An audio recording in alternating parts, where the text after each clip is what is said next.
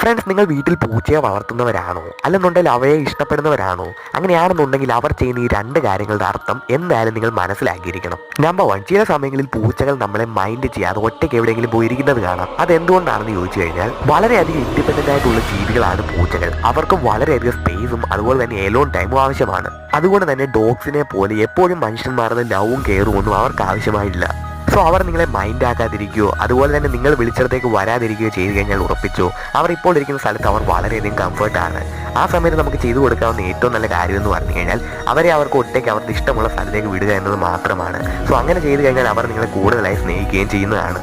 Number 2, എന്തുകൊണ്ടാണ് പൂച്ചകൾ നിങ്ങളെ നക്കുന്നതെന്ന് അറിയാമോ? പൂച്ചകൾ മനുഷ്യന്മാരെ ലിക്ക് ചെയ്യുന്നതിന് പിന്നിൽ ഒരുപാട് കാരണങ്ങളുണ്ട്. അതിലെ പ്രധാന കാരണമാണ് അവർ നിങ്ങളെ ഒരുപാട് സ്നേഹിക്കുകയും വിശ്വസിക്കുകയും ചെയ്യുന്നു. നിങ്ങളെ ഇങ്ങനെ ലിക്ക് ചെയ്യുന്നതിലൂടെ അവർ മനസ്സിലാക്കി തരുന്നത് അവർ നിങ്ങളെ ഒരുപാട് കെയർ ചെയ്യുന്നു എന്ന് തന്നെയാണ്.